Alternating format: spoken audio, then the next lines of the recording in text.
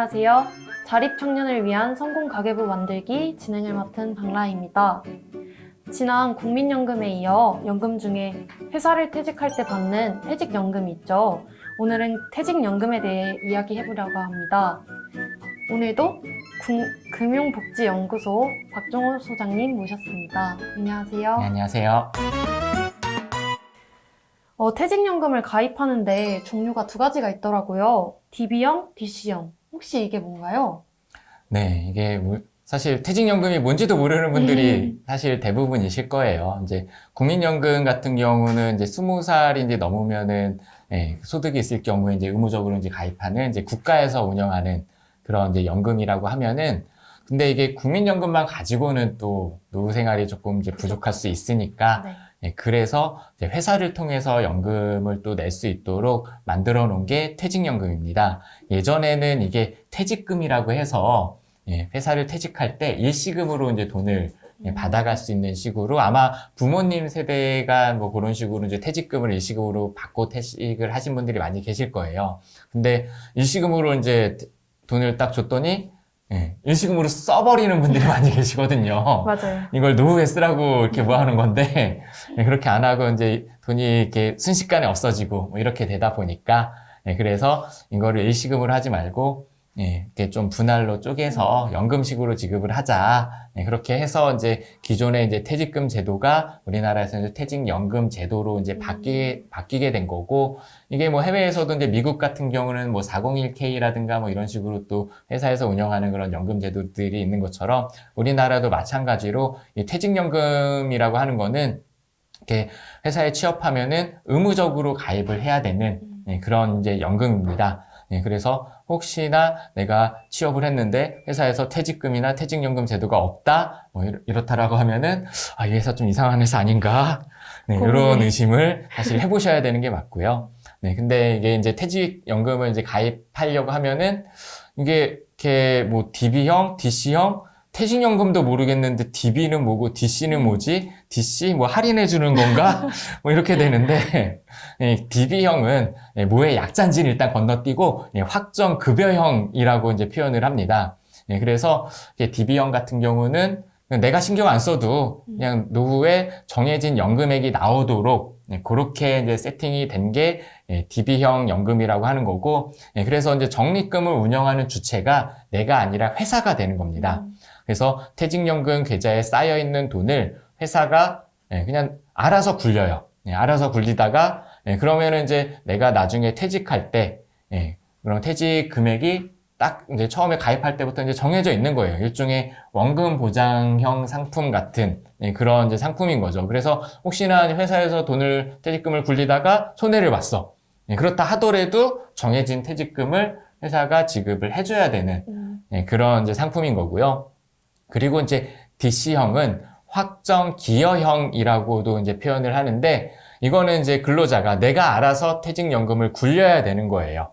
그래서 내 퇴직금을 이거를 이제 안전한 그냥 은행 예금에다 넣을지, 아니면은 이렇게 뭐 주식으로 운영을 할지, 국내 주식은 모르겠어. 해외 주식으로 갈 거야. 나스닥으로 갈 건지, 아니면 요즘에 뭐 채권으로 갈 건지, 뭐 이런 식으로 내가 알아서 이제 퇴직연금을 굴려야 되는 겁니다. 이런 이제 뭐 자산별 포트폴리오나 비중을 내가 자율적으로 결정할 수가 있고요.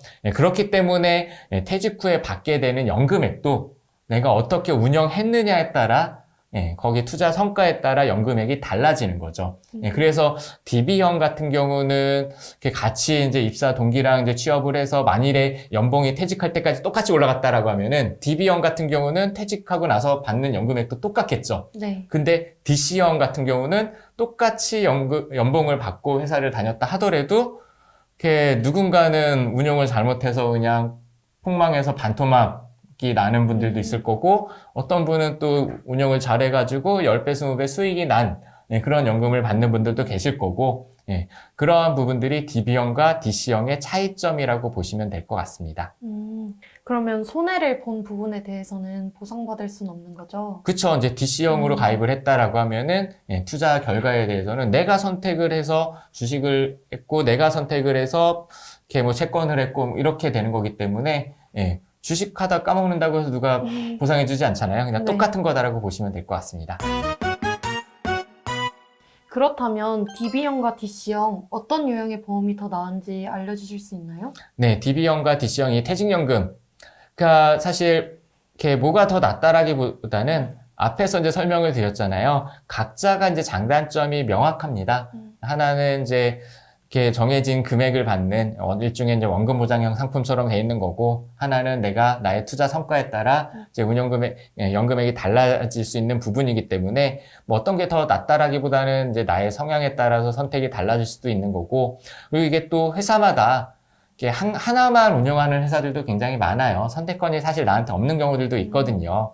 예, 그리고 둘 다 가지고 있는 경우들도 있겠지만, 이런 경우는 회사 규모가 상대적으로 좀 큰 회사인 경우들이 많겠죠. 그래서 내 퇴직연금이 어떤 건지는 이제 회사에다가 문의를 해보시는 게 맞을 거고요. 만일에 이제 선택을 해야 된다라고 하면은, 예, 그러면은 이제 내가 이 회사를 정년 때까지 난 최대한 오래 다니고 퇴직을 할 거야.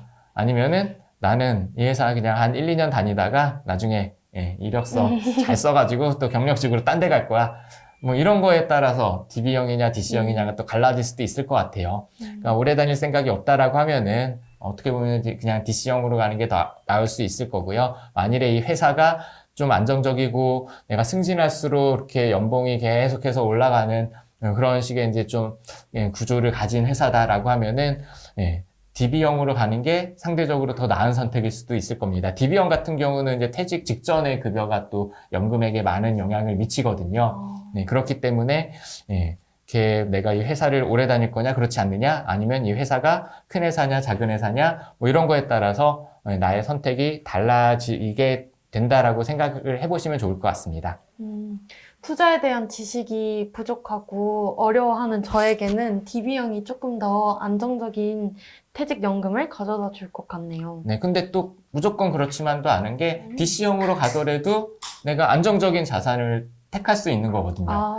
DC형이라고 해서 무조건 주식으로만 가는 건 아니니까 네. 여기서 뭐 안전한 채권이라든가 아니면 예금 상품이라든가 뭐 이런 것들도 얼마든지 내가 선택을 할 수 있는 부분이기 때문에 그러니까 자율성이 나한테 있느냐 없느냐를 가지고 따져보시면 좋을 것 같습니다. DB형, DC형도 사실 헷갈리는데 IRP라고 하는 것도 있다고 하더라고요. 네. 개인형 퇴직연금이라고 하는 건데요. 네. 그래서 뭐 이 퇴직연금이 일반 직장인만 가입할 수 있는 상품이라고 하면은 IRP는 말씀드린 것처럼 개인형 퇴직연금. 그러니까 뭐 직장인이 아니더라도 자영업자분들이라든가 아니면 공무원분들, 소위 퇴직연금 가입 대상자가 아닌 그런 분들도 소득이 있다라고 하면은 누구나 가입할 수 있는 그런 이제 상품이 되는 거죠. 그러니까 뭐 자영업 하시는 분들이나 공무원분들 같은 경우는 뭐 별도의 이제 연금이 있다 하더라도 뭐 국민연금이나 공무원연금이나 이런 것들이 있으실 거잖아요. 네. 근데 난 이것만 가지고는 좀 부족할 것 같아. 이러한 분들이 내가 선택해서 추가로 가입하는 게 이제 IRP 계좌가 되는 거고, 마찬가지로 일반 직장에 다니시는 분들도 퇴직연금이 회사에서 운영을 하고 있지만 나는 별도로 하나 연금 계좌를 따로 만들어서 노후를 위해서 장기적으로 적립을 해보고 싶다라고 하시는 분들은 또 IRP를 선택을 해볼 수도 있죠.